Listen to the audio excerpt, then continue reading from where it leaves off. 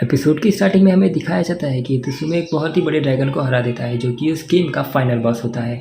फिर एक side character उसे थैंक यू बोल रही होती है लेकिन हिनोसुमे उसी को किक कर देता है। इसके बाद हमें बताया जाता है कि वो साइड कैरेक्टर बहुत ही इरिटेटिंग प्लेयर थी। इसके बाद सीन चेंज होता है और हम चले जाते हैं हितोसुमे की स्कूल में। हितोसुमे हॉल से जा रहा होता है और वहाँ पर हमें दिखाई जाती है एक लड़की जो कि हितोसुमे को पसंद करती है और उससे बात करने की कोशिश करती है।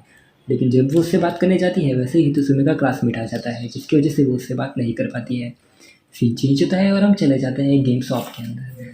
उस गेम शॉप के अंदर वही लड़की एंटर कर रही होती है और वो अंदर आकर किसी को ढूंढ रही होती है।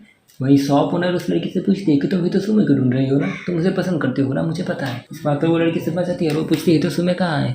तो गेम ओनर उसे कहती है कि हितोसुमे एक बहुत ही बड़ी चेस गेम खेल रहा है और वो उसे कंप्लीट करना चाहता है लेकिन मुझे नहीं लगता वो उसे कंप्लीट कर पाएगा और उसे कंप्लीट करने में 1-2 हफ्ते ज़रूर लग जाएंगे। और उसके बाद हमें दिखाया जाता है कि हितोसुमे एंटर कर रहा है और जैसे ही वो एंटर करता है वो लड़की वहाँ से गायब हो जाती है।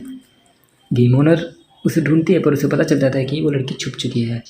हितोसुमे गेम ओनर से पूछता है कि क्या कोई ऐसी गेम है जो इससे भी बड़ी ट्रेस गेम हो, क्योंकि मेरा दिमाग बहुत ख़राब कर दिया है उस गेम में। उस गेम की जो सेट कैरेक्टर थी वो बहुत ही बेकार थी। ये है संग्रीला फ्रंटायर, अभी की बहुत ही ट्रेंडिंग गेम और बहुत ही बड़ी गेम।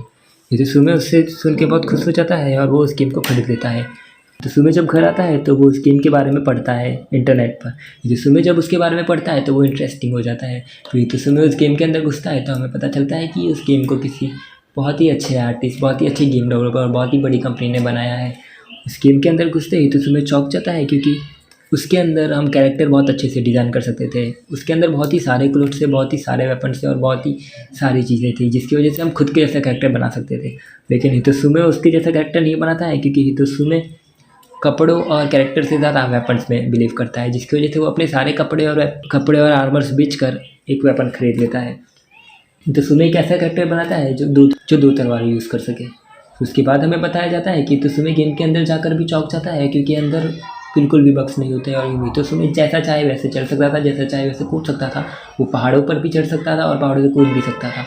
फिर अचानक से हितोसुमे अपना मैप खोलता है और देखता है कि मुझे वहाँ जाना है। हितोसुमे जैसे ही वो डिसाइड करता है और जाने की कोशिश करता है वैसे ही बीच में एक ज़ॉम्बी आ जाता है। हितोसुमे उससे फाइट करता है और उसे हरा देता है। फिर उसके बाद हितोसुमे के बाजू में से आवाज़ आती है झाड़ियों में से। फिर उसके बाद हितोसुमे के बाजू में जो झाड़ियाँ हैं वहाँ से आवाज़ आती है और हमें 2 लाल आँखें दिखाई जाती है। हितोसुमे वहाँ पे देखता है और अपनी तलवारें निकाल कर तैयार हो जाता है। वैसे ही उस झाड़ियों में से एक छोटा खरगोश जो कि एक बहुत ही ताकतवर, बहुत ही जंगली लग रहा था, वो उससे फाइट करने आता है। उसके हाथों में जो तलवार होती है वो लाल कलर की होती है और वो बहुत ही शक्तिशाली होती है जिसके एक हिट से हितोसुमे मर सकता था। हितोसुमे अपनी स्किल से उन्हें हरा देता है लेकिन वो तलवार नहीं ले पाता है। उसके बाद हितोसुमे उस रैबिट को बहुत ढूंढता है ताकि वो उन्हें हरा कर तलवार ले सके। हितोसुमे को पता चलता है कि वो एक रेयर रैबिट था और वो ऐसे 100 रैबिटों को हराता है, उसके बाद जाके उसे 2 तलवारें मिलती है। हितोसुमे का लेवल भी उस रैबिट्स को हरा कर लेवल 15 पहुंच जाता है लेवल 1 से। उसके बाद एपिसोड खत्म हो जाता है और पोस्ट क्रेडिट सीन में हमें बताया जाता है कि हितोसुमे स्टार्टिंग सिटी के बाहर है और वहाँ पर एक बीच में एक ड्रैगन है जिसे तभी हराया जा सकता है जब हम स्टार्टिंग सिटी पार करें। लेकिन हितोसुमे स्टार्टिंग सिटी को नहीं पार करके आता है और वो उस ड्रैगन के सामने खड़ा होता है और वो ड्रैगन को चुनौती देता है कि मैं तुम्हें हराऊंगा। नेक्स्ट एपिसोड में हमें पता चलेगा कि हितोसुमे उस ड्रैगन को कैसे हराएगा।